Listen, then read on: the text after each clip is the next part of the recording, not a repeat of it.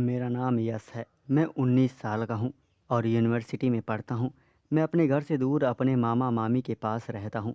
आपको मैं अपनी मामी के बारे में बता देता हूँ। उनकी उम्र 38 साल की है। उनका एक लड़का है जो घर से दूर पढ़ाई के लिए हॉस्टल में रहता है और घर कभी कभी ही आता है। मामा जी बिजनेसमैन हैं जो कि बिजनेस के मामले में कभी दिल्ली तो कभी जालंधर आदि दूर दूर जाते हैं। अधिकतर घर में मैं और मेरी मामी ही रहते हैं। वो सलवार सूट पहनती हैं। चलो अब मुद्दे पर आता हूँ।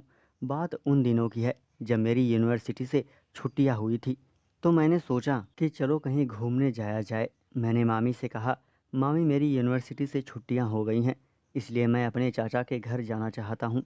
इसी बहाने घूम भी आऊँगा। मामी ने कहा ठीक है, कल सुबह चले जाना। मैंने कहा ठीक है। फिर मैं दोस्तों के साथ क्रिकेट खेलने चला गया। शाम के 7 बजे मैं घर वापस आ गया। मामी ने कहा हाथ मुंह धो लो, मैं खाना लगा देती हूँ। हमने खाना खाया और टीवी देखने लगे। फिर मैं सुबह के लिए कपड़े आदि सामान बैग में रखने लगा। तभी फ़ोन की घंटी बजी। मामी ने फ़ोन उठाया, फ़ोन पर कुछ देर बात की, फिर फ़ोन रख दिया और कहने लगे तुम्हारे मामा जी का फ़ोन था, कह रहे थे कि 1 हफ्ते बाद लौटेंगे। मैंने उनको बताया कि तुम कुछ दिनों के लिए अपने चाचा के घर जा रहे हो, तो वह कहने लगे कि तुम घर पर अकेली क्या करोगी, तुम भी यश के साथ उसके चाचा के घर घूम आओ, इसलिए मैं भी तुम्हारे साथ चलूँगी। मैंने कहा ठीक है, अब जल्दी सो जाते हैं, सुबह जल्दी उठना है। मामी ने कहा हाँ ठीक कहा तुमने। हम सोने लगे, पर मुझे नींद आने लगी थी। मैं सोने लगा। सुबह हम 7 बजे उठे, नहाए, खाना खाया। फिर हम 10 बजे दिल्ली के लिए घर से निकल गए। मैंने देखा कि सड़क पर हम दोनों को जाते हुए सभी लोग देख रहे थे। शायद वो मामी को देख रहे थे। एक आदमी ने तो हद ही कर दी। वह मामी की तरफ देख भी रहा था और एक हाथ। मामी नींद नहीं आ रही थी। मैं ऐसे ही लेटा था, लेकिन मामी पूरी तरह सो गई थी। मैं मामी को सोते हुए देख रहा था। कितनी सुंदर लग रही थी। मैं पागल सा हो रहा था। मामी को बिल्कुल भी नहीं पता था कि मैं उन्हें देखता हूँ। वो तो मुझे अपने बेटे की तरह समझती थी, लेकिन मैं हर रोज़ उन्हें देखकर ऐसा ही अब मुझे बहुत खुश लग रही थी। वो कहने लगी मैं पहली बार तुम्हारे चाचा के घर जा रही हूँ। मैंने कहा हाँ मामी, आप पहली बार जा रही हैं।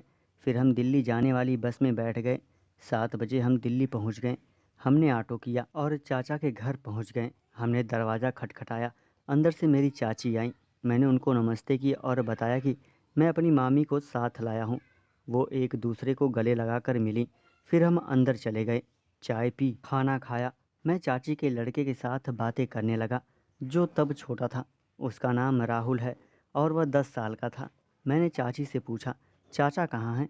उन्होंने बताया कि वो गाड़ी लेकर राजस्थान गए हुए हैं, 5-6 दिन बाद आएंगे। मेरी चाची और उनका लड़का राहुल घर पर ही रहते थे। चाचा अधिकतर बाहर ही रहते थे। मेरी चाची थोड़ा दूसरे किस्म की औरत थी, जिसे हम चालू कहते हैं, लेकिन यह बात चाचा को नहीं पता थी। जब चाचा घर से बाहर रहते थे तो चाची किसी ना किसी को घर पर बुला लेती थी। मुझे डर था कि अगर मामी को यह सब पता चल गया तो वह क्या सोचेंगी। तभी मामी की आवाज़ आई, यस बेटा। मैं उनके पास गया तो उन्होंने मुझे रात को पहनने के कपड़े दे दिए और कहा तुम साथ वाले कमरे में राहुल के साथ सो जाओ, मैं और तुम्हारी चाची यहाँ सो जाते हैं। मैंने कहा ठीक है। मैं और राहुल साथ वाले कमरे में चले गए। उस कमरे में एक छोटी सी खिड़की थी। मुझे नींद नहीं आ रही थी, पर राहुल सो गया था। मुझे हल्की हल्की आवाज़ें आ रही थी। मैं ध्यान से सुनने लगा। मुझे अपने कानों पर यकीन नहीं हुआ। चाची मामी को बता रही थी कि उसके कई दोस्त, मेरे पति जब भी बाहर जाते हैं मैं उन्हें बुला लेती हूँ। तभी मामी बोली यह तो अच्छी बात नहीं है। चाची बोली भला कोई बुरी बात थोड़ी ना है। मैं सब कुछ सुन रहा था। मैं बाहर आकर चाची के कमरे में झांकने लगा।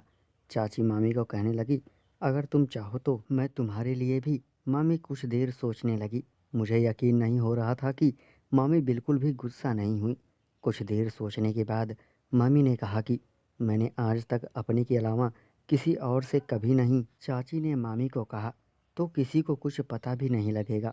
मामी फिर सोचने लगी। कुछ देर बाद बोली चलो ठीक है, लेकिन मुझे डर भी लग रहा है। चाची अरे तुम टेंशन मत लो, आकर देख कर चली गई और मामी से जाकर बोली कि यश और राहुल बहुत गहरी नींद में सो रहे हैं, डरने की कोई बात नहीं। मैं सब कुछ सुन रहा था। मामी बोली मुझे डर लग रहा है। मैं हूँ ना, तभी मुझे दरवाज़ा खोलने की आवाज़ आई। मैं समझ गया कि ये लोग आ गए। वो धीरे धीरे कदमों के साथ कमरे में दाखिल हुए। मैं बुला लेती हूँ। तभी मामी बोली, हाँ यह ठीक रहेगा। फिर चाची ने फ़ोन उठाया और कुछ देर बात की और बोली कि वो थोड़ी देर में आ जाएंगे। तभी मामी बोली, एक बार चेक कर लो कि यश और राहुल सो रहे हैं। यह सुनते ही मैं अपने कमरे में आकर सोने का नाटक करने लगा। चाची धीरे से हमारे कमरे में हो गई। एक की उम्र 30-32 के करीब होगी और दूसरे की भी 30-35 ही लग रही थी। कमरे में वो मामी को देखते हुए आपस में बात करते हुए बोले, यार क्या सुंदर है। मैं सब कुछ देख रहा था। उन्होंने उसी समय मामी पर। मैं खिड़की में से देखकर पागल हुआ जा रहा था। आंखों पर यकीन नहीं हो रहा था। कुछ देर बाद जैसे आए थे वैसे ही धीरे धीरे चले गए।